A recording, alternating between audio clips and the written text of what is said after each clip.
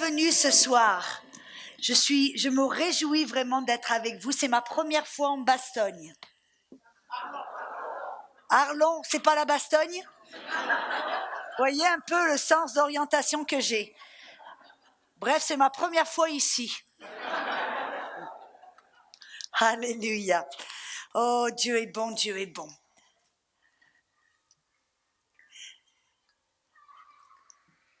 Il y a quelqu'un qui est excité dehors. Il ne peut pas rentrer, mais faites-le rentrer quand même, le pauvre. Alléluia.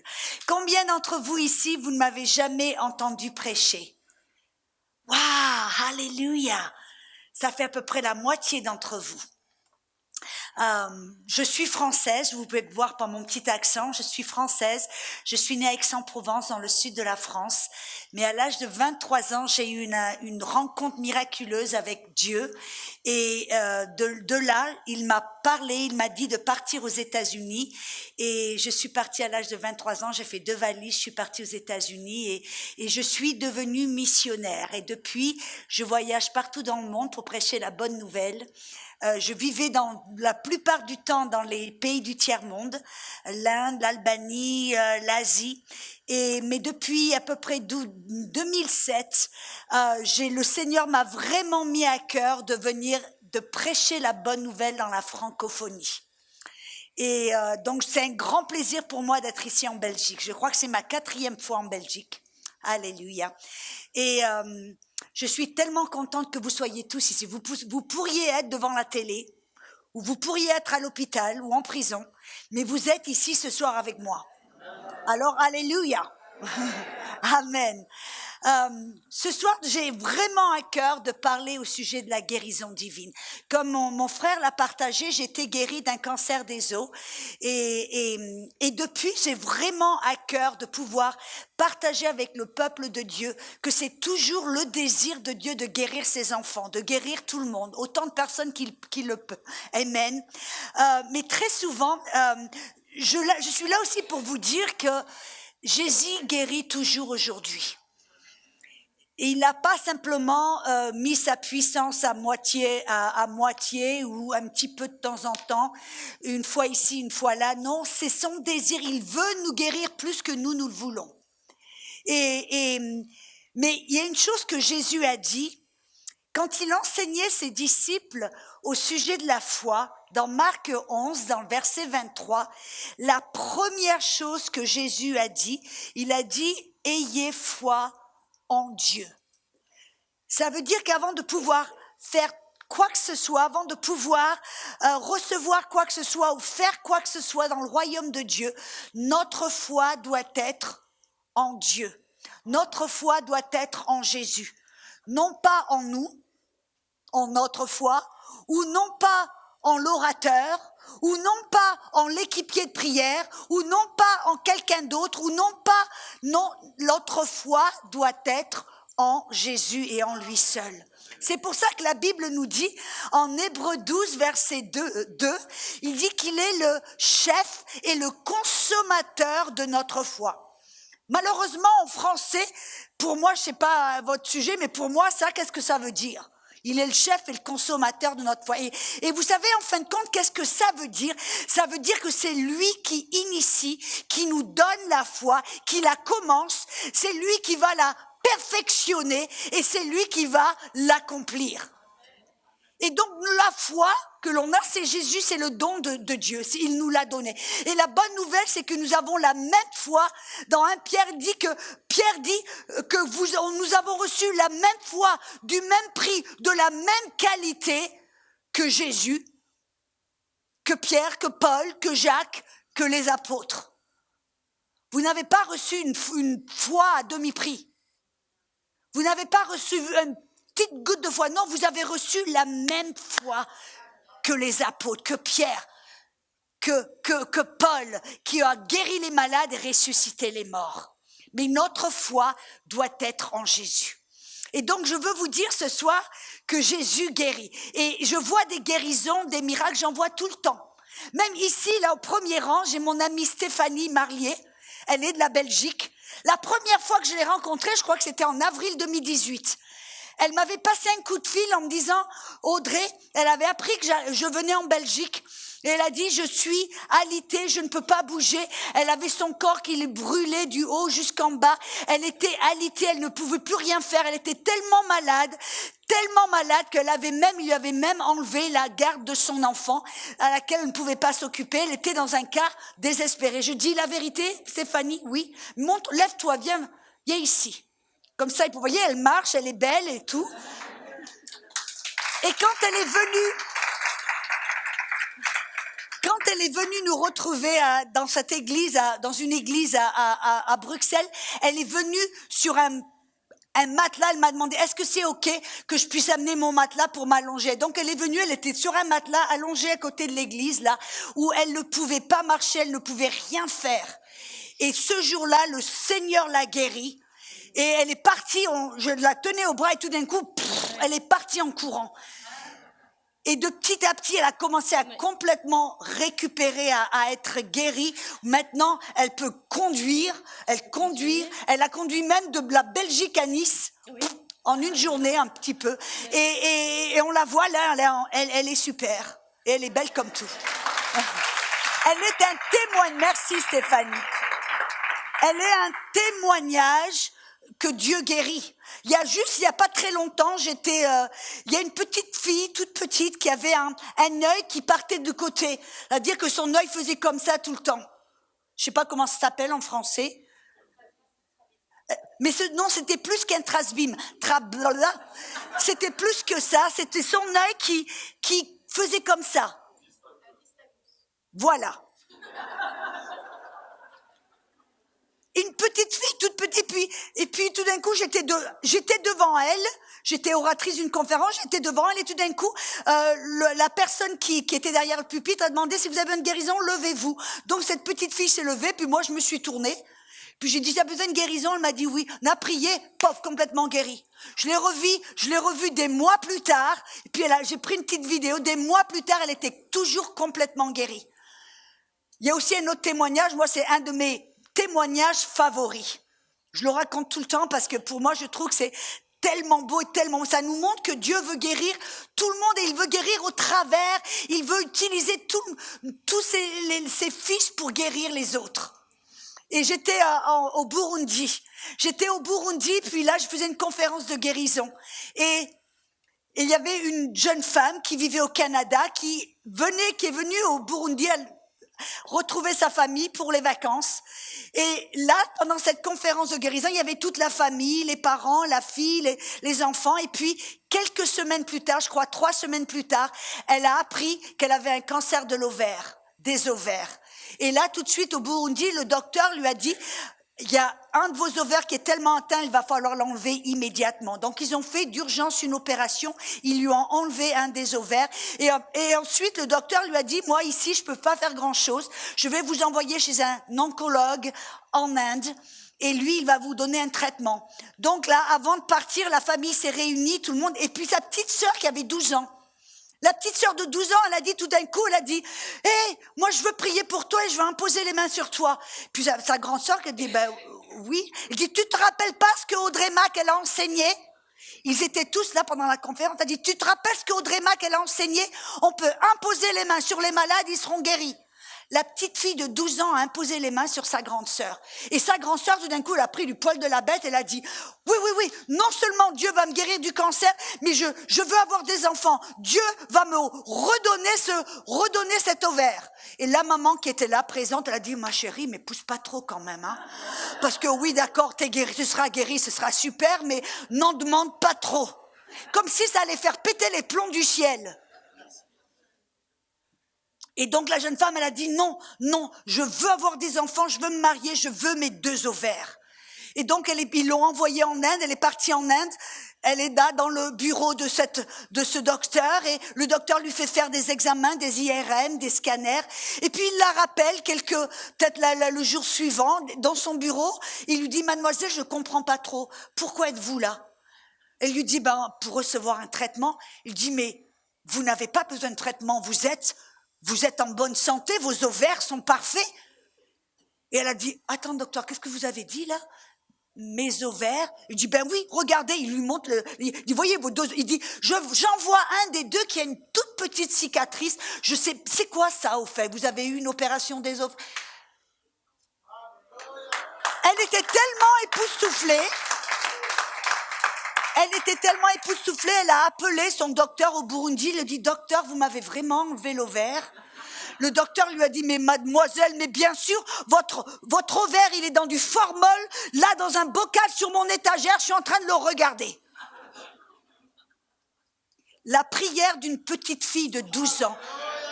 C'est pour ça, vous savez, c'est pour ça que Jésus a dit, j'adore dans Matthieu 11, dans le verset 25, Jésus a dit, Père, je te remercie que tu as caché les choses du royaume, tu les as cachées aux intellectuels et aux savants et tu les as montrées aux enfants. Vous savez, vous et moi, pour recevoir les choses de Dieu, les choses du royaume, pour recevoir la guérison, on doit arrêter d'être cartésien, d'être intellectuel et on doit devenir comme un enfant. Je ne veux pas dire qu'on devient débile, je veux simplement dire qu'on devient simple. Que si la parole nous dit, par les meurtrissures de Jésus, vous avez été déjà guéris, on dit, si tu l'as dit, c'est vrai, ok, alléluia. Et on l'accepte d'une foi toute simple. Et je veux vous montrer dans la Bible que Jésus n'a pas changé. Jésus, vous voyez, parce qu'il y a aussi la chose qui se fait que les gens, des fois, ils ont l'impression que c'est Dieu qui a la guérison et que lui, des fois, il la donne et des fois, il la retient. Des fois, il guérit, des fois, il guérit pas. Que c'est Dieu qui est là, qui tire les ficelles et qui décide quand, où, comment et quand et qui. La bonne nouvelle, c'est que Jésus, il est allé sur la croix pour payer pour tous nos péchés, mais pour payer pour toutes nos maladies. Et la facture, maintenant, la grosse facture a la mention payée. Et si quelque chose a déjà été payé, on ne se pose plus la question en se disant, est-ce que c'est la volonté de Dieu pour moi d'être guéri? Ne me regardez pas de cette manière bizarre. Voyez, si je paye pour quelque chose et que je vous le donne parce que c'est déjà payé, est-ce que vous allez me regarder en disant, je me demande si Audrey veut me le donner? Non, je l'ai déjà payé, je l'ai là. Vous comprenez ce que je suis en train de dire? Et le fait, c'est que Jésus, partout où il allait, voyez, il guérissait tous les malades. C'est ça, c'était sa volonté. Je viens de vous montrer dans Marc 11, 23 que Jésus a dit « Ayez foi en Dieu ». Je rajouterai « Ayez foi en Jésus ». Et quand je regarde ce que Jésus a fait, je peux avoir foi en lui. Je peux avoir confiance en lui parce que je découvre qu'il est bon. Je découvre que non seulement il est puissant, mais il est bon. Il est plein d'amour, plein de compassion. Regardons ensemble. Vous avez votre Bible? Si vous ne l'avez pas, ce n'est pas grave. Je vais le lire à haute voix et vous pouvez écouter. Et je vais aller dans l'évangile de Matthieu. Et je vais rester dans l'évangile de Matthieu pour vous montrer quelque chose. Pour vous montrer pourquoi et comment vous pouvez avoir foi en Dieu, foi en Jésus. Et que vous n'avez pas à vous demander, que vous pouvez arrêter de vous poser la question, de vous demander, de vous torturer, de vous dire, est-ce que Dieu veut me guérir? Est-ce que Dieu va me guérir? Est-ce qu'il veut me guérir? Comment il va me... Et arrêtez de vous tourmenter avec ces pensées en vous demandant si Dieu veut, va.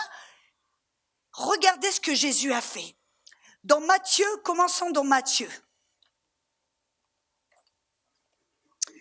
Dans Matthieu 4, regardons. Commençons dans le verset 23. Jésus parcourait toute la Galilée, enseignant dans les synagogues, prêchant la bonne nouvelle du royaume et guérissant toute maladie et toute infirmité. Vous voyez, Jésus disait pas, ok, le mot de tête, oui, je peux le guérir. Oh là là, le diabète, non, c'est un peu trop grave. Hein. Il guérissait toutes les maladies, toutes les infirmités. Sa renommée se répandit dans toute la Syrie Et on lui a amené tous ceux qui souffraient de maladies, de douleurs, de divergents, des démoniaques, des lunatiques, des paralytiques. Et il les guérissait. Qui guérissait-il? Tous les malades qui lui ont amené. Est-ce que Jésus a fait du favoritisme en disant, ah oui, toi je peux te guérir, mais toi, oui, je vois, t'as pas trop prié, alors non. Toi je te guéris, toi, j'ai vu ce que t'as fait l'autre jour, non, je peux pas te guérir. Non, ils lui ont amené les malades, et qu'est-ce que Jésus a fait? Il a guéri tous les malades de toutes les infirmités, de toutes les maladies. Regardons un petit peu. Et pourquoi est-ce que je vais rester dans l'œuvre, dans l'évangile de Matthieu? Parce que de peur, vous voyez, dans les évangiles, on appelle ça les évangiles synoptiques, ça veut dire qu'ils se ressemblent. Il y a Matthieu, Marc, Luc et Jean. Et je vais rester dans Matthieu de peur que vous pensiez que je vais répéter la même histoire qui a été répétée d'évangile en évangile. Vous comprenez ce que je veux dire?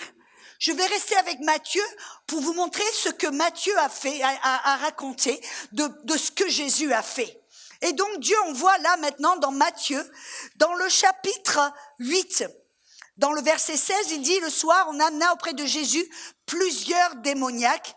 Il chassa les esprits par sa parole et il guérit tous les malades.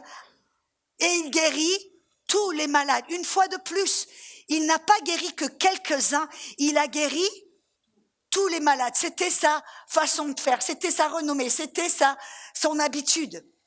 Maintenant, on voit dans Matthieu, chapitre 9, verset 35, Jésus parcourait toutes les villes et les villages, enseignant dans les synagogues, prêchant la bonne nouvelle du royaume, en guérissant toute maladie et toute infirmité. On voit la troisième fois qu'il a guéri toutes les maladies. C'est pas une chose qu'il a fait une fois de temps en temps. C'était une chose qu'il faisait tout le temps.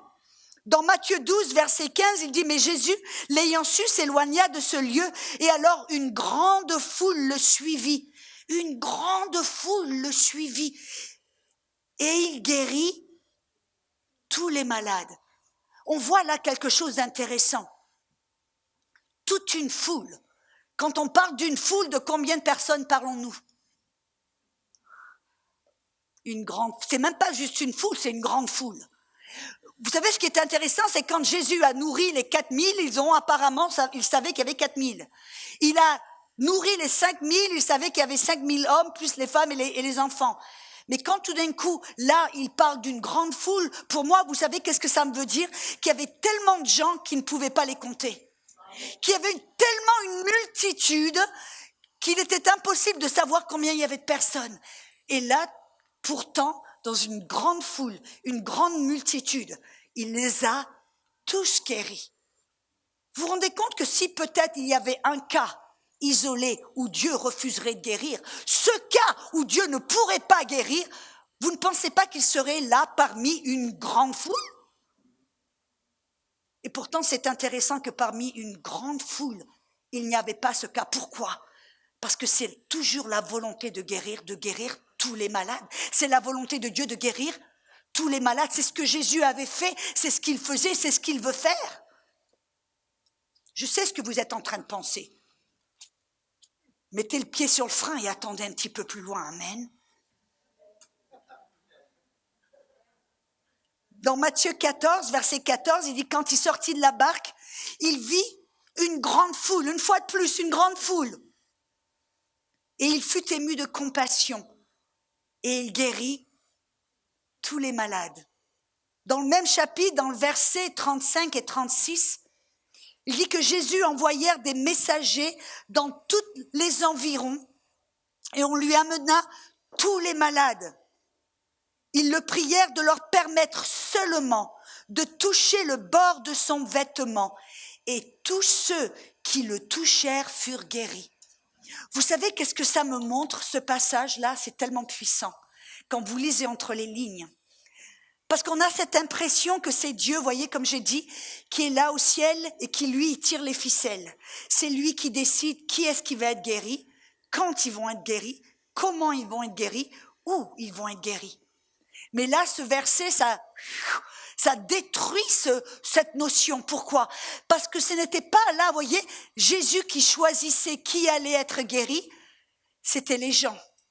Ceux qui allaient et qui osaient s'approcher, ceux qui allaient contre la foule, ceux qui faisaient du coude, ceux qui poussaient, ceux qui allaient, qui rampaient, peu importe comment ils y arrivaient, mais ceux qui choisissaient avec ténacité, avec une certaine violence d'aller et de toucher le manteau, étaient guéris.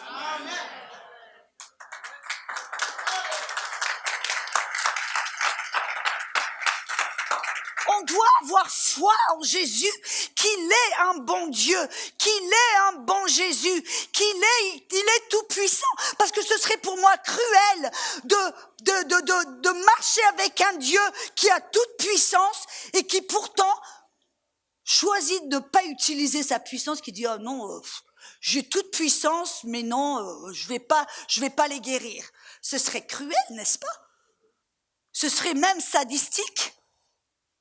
Non, Dieu est tout puissant et Dieu est amour. Et il a montré son amour en envoyant Jésus dans la chair pour payer avec son sang le prix de tous nos péchés et le prix pour toutes nos maladies.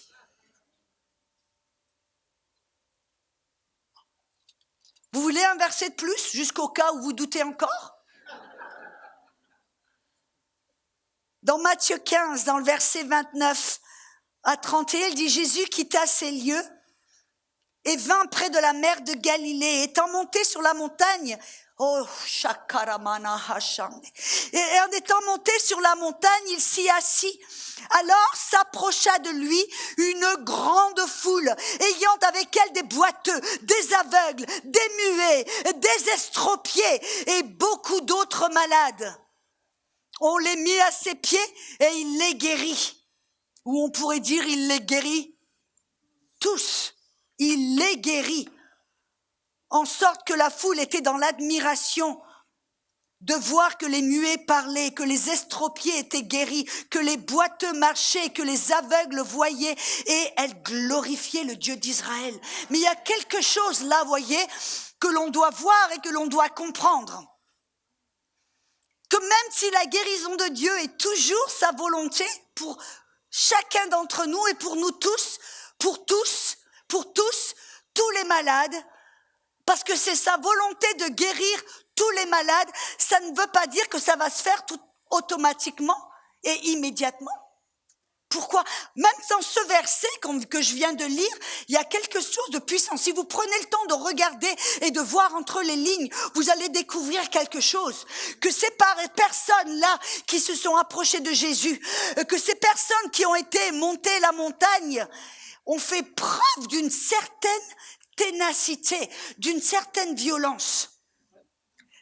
Parce que je ne sais pas si vous vous rendez compte, grimper une montagne avec les estropiés sur des brancards, avec les sourds, les muets et les aveugles, ça a l'air facile de le faire, mais bonjour.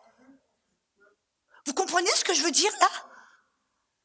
Jésus était sur une montagne et tout d'un coup, les gens ont entendu que Jésus était là et ils ont choisi de monter, de grimper la montagne.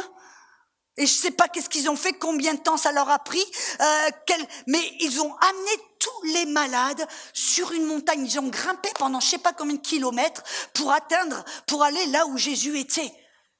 Et c'était pas facile. Et vous voyez, la chose que l'on doit découvrir, est que parce que quelque chose est la volonté de Dieu et que cette guérison a été payée par le sang de Jésus, cette guérison a été accordée au peuple de Dieu, cette guérison a été donnée comme un cadeau et un don à ses enfants et au peuple. Mais ça ne veut pas dire que on va l'avoir automatiquement. Parce que vous savez qu'est-ce que la parole dit?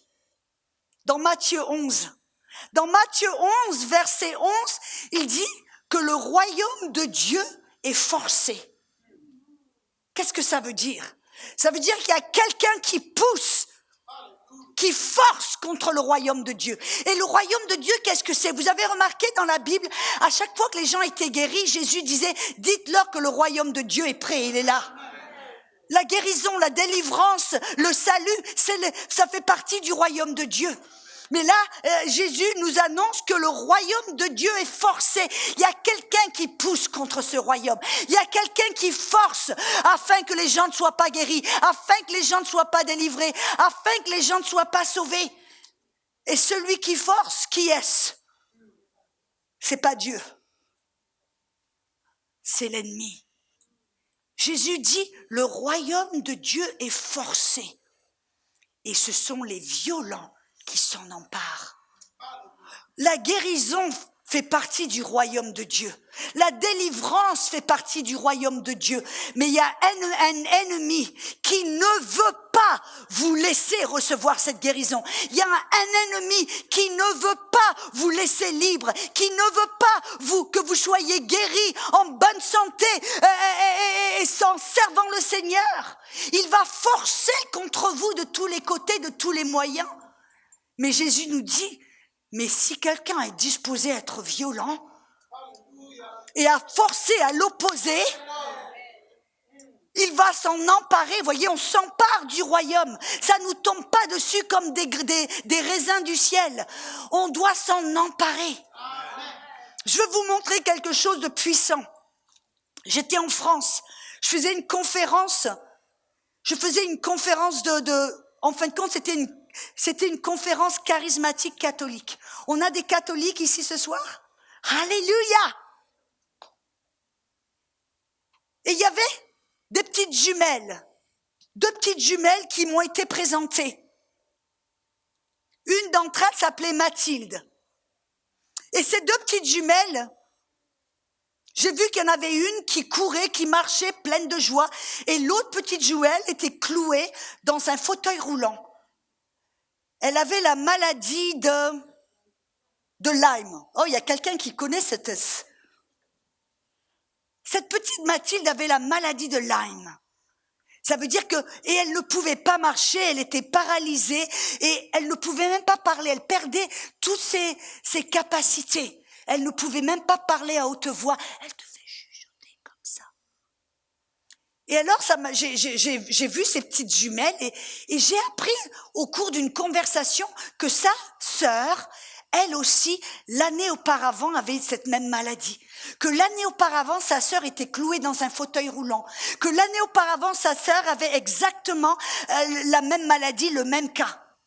Et tout d'un coup, je les vois, les deux, et j'ai appris qu'une avait été guérie l'année d'avant, mais que sa sœur Mathilde était toujours là, clouée dans le fauteuil roulant. Maestro, là derrière, est-ce que vous pourrez me mettre la photo numéro 1? Voyez là, à côté, vous voyez les deux jumelles qui étaient toutes les deux dans un fauteuil roulant. Et puis, voyez la photo numéro 2, où on voit maintenant la petite Mathilde dans un fauteuil roulant et sa sœur qui était là, en bonne santé. Et donc, quand je les ai rencontrées, ça m'a un peu perturbée en me disant, je me suis dit, mais Seigneur, ce sont des jumelles identiques, ça veut dire qu'elles ont le même ADN, elles sont identiques. Je me suis dit, Seigneur, mais pourquoi de ces deux jumelles qui avaient la même maladie, le même problème, pourquoi elles ont reçu toutes les deux la même prière de la même personne? C'est la même personne qui a prié pour toutes les deux. Pourquoi une a été guérie et pas l'autre? Ça m'a un peu bouleversée, ça m'a un peu dérangée. Et vous savez, quand j'ai demandé au Saint-Esprit, je dis, mais montre-moi là, qu'est-ce qui se passe? Je comprends pas. Et alors que je parlais avec cette petite Mathilde, le Saint-Esprit m'a parlé, il m'a montré quelque chose. Il m'a dit, pourquoi est-ce que Mathilde n'a pas été guérie? C'est à cause de sa personnalité. Ça m'a un petit peu choquée. Je dis, qu'est-ce que tu veux dire là? Il me dit, regarde, observe. J'ai regardé sa sœur jumelle qui était active, pleine de zèle, pleine de feu, pleine d'énergie. Elle courait, elle était pleine, très, dynamique et elle parlait à tout le monde, pleine de... Et puis j'ai regardé la petite Mathilde, très douce, très timide, très docile, qui n'osait pas lever la voix, qui n'osait rien faire. Elle rigolait à peine, elle était très... Et le Saint-Esprit m'a dit... Sa sœur a reçu sa guérison parce qu'elle s'en est emparée. Et Mathilde n'a pas reçu sa guérison parce qu'elle s'est fait marcher sur les pieds par le diable. Elle s'est fait piétiner par le diable. Elle l'a laissé faire. Et vous savez qu'est-ce que j'ai fait? Je dis, Saint-Esprit, aide-moi là, à pouvoir aider cette petite Mathilde. Et vous savez, j'ai passé 20 minutes à lui parler pour essayer de la mettre en colère contre l'ennemi. De lui faire voir et de lui montrer qu'elle devait résister, qu'elle devait arrêter de se faire marcher sur les pieds, qu'elle devait arrêter d'accepter cette condition, qu'elle devait arrêter d'accepter cette maladie comme étant la volonté de Dieu, qu'elle devait commencer à se lever à l'intérieur. Et qu'elle devait commencer la Bible dit qu'on doit haïr le mal. Et la maladie, c'est le mal. On doit apprendre à haïr la maladie. Vous comprenez ce que je veux dire ce soir? Il y en a tellement, vous voyez, tellement parmi nous, on sait qu'on doit haïr le péché. Et j'espère que vous haïssez le péché. Mais quand ça vient à la maladie, on tolère la maladie. On apprend à vivre et à gérer la maladie. On l'accepte comme faisant partie de la vie. Non, non, non. On doit avoir avec la maladie la même haine que l'on a envers le péché. Si vous êtes tenté avec le péché, il y a quelque chose en vous qui va se lever à l'intérieur, n'est-ce pas? Si vous êtes tenté, messieurs, avec l'adultère, il y a quelque chose en vous qui devrait se lever en disant non, je refuse, va derrière moi, Satan. Et pourtant, il y a la maladie qui frappe à la porte. Ah ben oui, je sais, c'est le moment de l'année où mon grand-père avait le cancer, mon père avait le cancer. Ben oui, moi, ben voilà. Non, non, non. À l'intérieur, on doit se lever, être dans la haine contre la maladie, contre toutes les œuvres du diable. Personne ne peut le faire pour vous. C'est vous qui devez le faire. Et alors, pour en revenir à la petite Mathilde, j'ai passé 20 minutes à lui parler en lui disant « Mais tu en as pas marre de voir ta sœur qui court partout, qui est avec les copines, qui s'amuse, et toi, cloué dans un fauteuil, t'en as pas marre ?» Puis je lui dis « Mais tu vas rester combien de temps comme ça ?» Et j'ai commencé un petit peu à l'aiguiller, j'ai commencé un petit peu à la... Et petit à petit, je vois quelque chose qui monte en elle. Petit à petit, je la vois qui commence à... Et puis après, je lui dis, mais quand tu vas te marier, tu veux te marier dans un fauteuil roulant ou tu veux te marier en tenant le bras de ton papa, en allant vers ton... Elle me dit, oui, non, je veux pas être dans un fauteuil roulant. J'ai commencé à l'aiguiller, à l'essayer de... Et puis tout d'un coup, j'ai dit, quand j'ai vu que tout d'un coup, elle était à ce point où elle commençait à se mettre en colère, en guillemets, cette colère sainte, n'est-ce pas, contre la maladie. Je lui dis, tu es prête à sortir de ce fauteuil? Elle me dit, oui. Donc, il y avait son papa et moi, on l'a relevée du fauteuil et on l'a prise. Puis on a commencé. Elle pouvait pas marcher. Puis je suis allée derrière, je lui poussais les jambes. Je dis, on va marcher. J'allais derrière, hop, je lui poussais les jambes. On a fait ça pendant 20 minutes. Et après, on a continué. Et petit à petit, elle a commencé. On a fait je sais pas combien de kilomètres. On était autour de la tente, en bas des escaliers, en haut on a fait. Et tout d'un coup, elle a commencé à marcher sans mon aide. Elle commençait à marcher les pieds. Et Maestro, si tu peux nous montrer cette petite vidéo, j'ai reçu un email 2 semaines après que j'ai prié pour elle. Et on voit la petite Mathilde 2 semaines plus tard. Alléluia.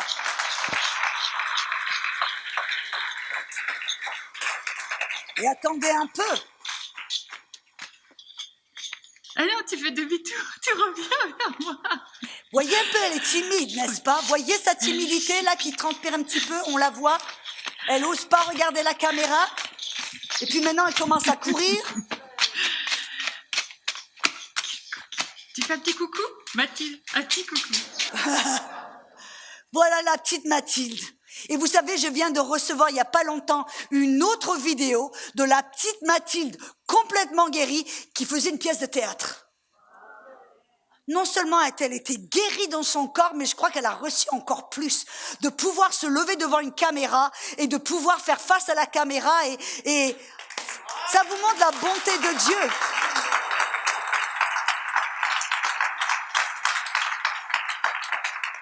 Mais on voit là aussi, voyez que dès qu'on comprend que quelque chose est la volonté de Dieu, que Dieu nous l'a donné, l'a payé avec son sang, mais c'est à nous de nous en emparer avec violence. Et voyez, la violence, ça ne veut pas dire automatiquement qu'on va hurler, qu'on va commencer. La violence se montre de différentes façons. Voyez, qu'est-ce que quand je parle de violence spirituelle, je veux dire d'aller contre la pression de l'ennemi. C'est ça que ça veut dire. L'ennemi vous met de la pression dessus. Il va peut-être essayer de vous faire rentrer dans la peur. Alors pour vous, de démontrer une violence spirituelle, ça va ressembler à, vous allez commencer à être dans la paix, à louer le Seigneur, à l'adorer, à louer, à refuser de rentrer dans la peur, à louer le Seigneur. Moi, je me rappelle, il y a à peu près 1 an et demi de cela, on avait un ouragan à la maison, je viens de la Floride. On a eu 2 ouragans l'un après l'autre. Et le premier ouragan, moi, ma maison, elle est au milieu des bois avec plein de gros chênes, des gros arbres. Et quand il y a des ouragans, il y a les arbres qui se déracinent, ça peut faire du dégât. Et donc, moi, avant, je vais autour de ma maison et j'exerce autorité. Je dis au nom de Jésus, il n'y a aucun arbre qui va tomber, aucune tuile qui va être cassée, aucun dégât autour de ma maison parce que cette propriété appartient à Dieu. Et après, je rentre à la maison, on fait des vivres, on met de l'autre côté, on fait tout le nécessaire qu'on doit faire d'une manière sage, n'est-ce pas? Et puis, avec mon mari, on était restés à la maison. Quand il y a plein de gens qui avaient évacué, on avait décidé de rester à la maison. Et dans ma maison, il y a des fenêtres tout autour. Donc, on ne peut pas louper l'ouragan, n'est-ce pas? Et puis, on était assis dans le salon et tout d'un coup, on voit le vent qui est maintenant 130, 140, 150 km/h, 160 km. On voit les arbres qui font... Et la tentation pour moi était de paniquer. Vous voyez ce que je veux dire? La tentation à ce moment-là, c'était de paniquer, de dire « Oh, est-ce que ma prière va marcher ?» Mais j'ai dit non. Je suis tentée là de paniquer, de rentrer dans la peur. Non, qu'est-ce que je vais faire? Vous savez qu'est-ce que j'ai fait? Mon mari et moi, on a fait la sieste pendant 2 heures. On s'est allongé sur le canapé, dans le salon, il a dit, tant qu'à faire, on va te faire une sieste. Jésus l'a fait, c'est un bon exemple, n'est-ce pas? Les gens peuvent m'appeler folle, c'est pas grave. Je suis en bonne compagnie avec Jésus. Mais le fait, c'est qu'à la fin de l'ouragan, quand il y avait des arbres déracinés tout autour du voisinage, des gens dont des maisons étaient détruites, il n'y avait pas d'arbres déracinés, il n'y avait que des petites branchettes cassées, mais c'était tout. Aucun dégât dans notre maison. Alléluia. Mais je veux montrer là que cette violence spirituelle, qu'est-ce que c'est? C'est pas forcément hurler et taper des murs. La violence spirituelle, c'est aller faire de la pression contre l'ennemi. Il veut vous faire entrer dans la peur, restez dans la paix et dans la louange. Il veut vous rendre passif, à vous allonger au lit en disant je peux rien faire. Sortez du lit, commencez à faire votre ménage. J'ai une dame pour qui j'ai prié une fois qui m'a appelé au téléphone. Puis elle me dit, je suis alitée, je peux rien faire. J'ai prié pour elle, je lui ai parlé. Et puis à la fin, je lui dis, mais qu'est-ce que tu ferais si tu étais guérie? Elle me dit, qu'est-ce que je ferais? Je ferais le ménage. Va faire le ménage. Elle s'est levée, elle a commencé à faire le ménage. Au début, ça a dû être assez difficile. Mais à la fin du ménage, elle avait complètement oublié, elle était complètement guérie. Il y avait un autre monsieur, j'étais en Éthiopie, qui était tellement maigre parce qu'il n'avait pas mangé pendant des semaines et des semaines. Et j'ai prié pour lui. Je lui ai donné quelques paroles, j'ai prié pour lui. Puis à la fin, je lui ai dit, qu'est-ce que tu ferais si tu étais guéri? Il dit, j'irai manger. Je dis, qu'est-ce que tu en penses? Il est rentré à la maison, il y a quelqu'un d'Éthiopie ici? Il y a une personne de l'Éthiopie. Ce jeune homme est parti et il s'est fait une assiette d'injera. Qu'est-ce que c'est injera? C'est un plat très épicé, éthiopien. Je dis la vérité? Amen.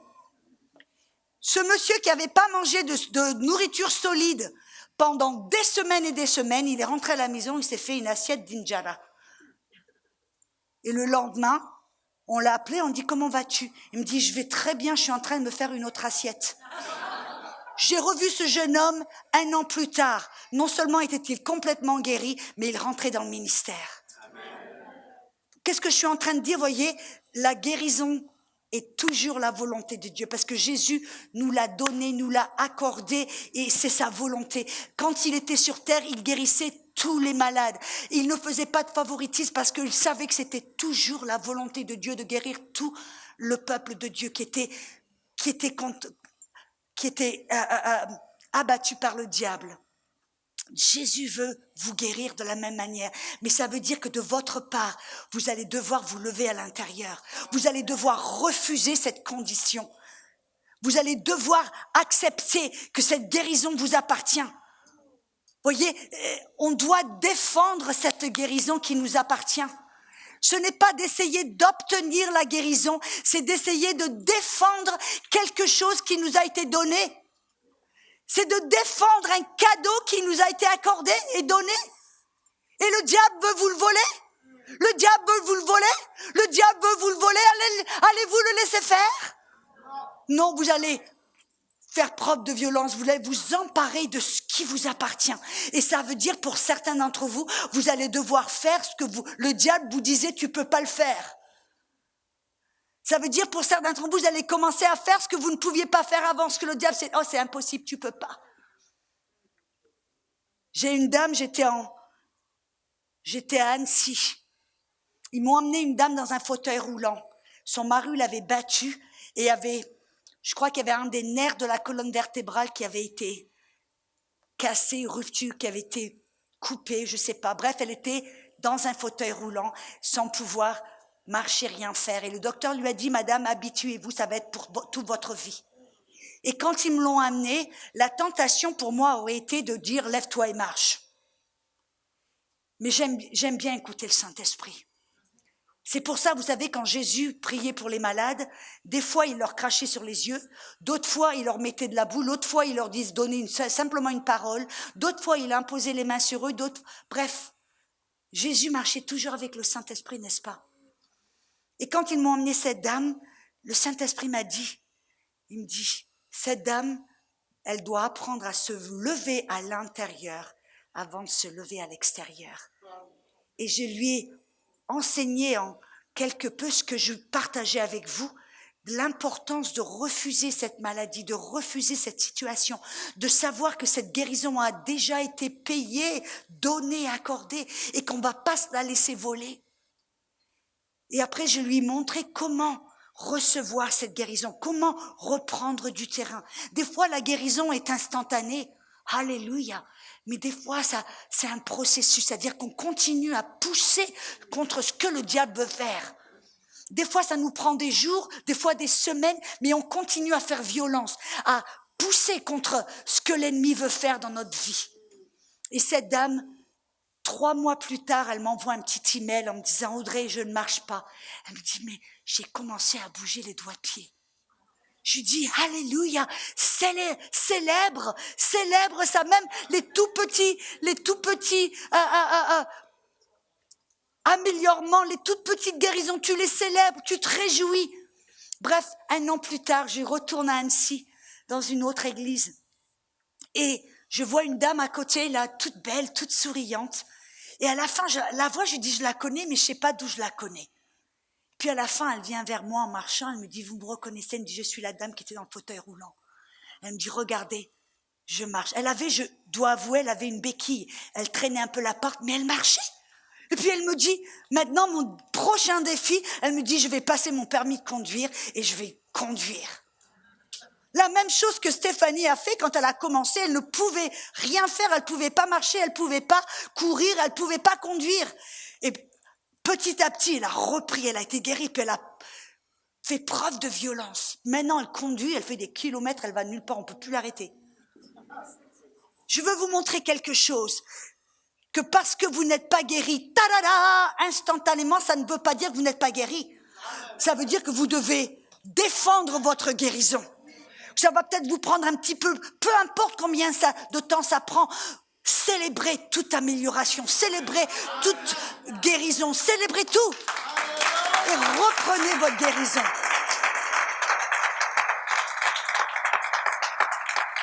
Alléluia.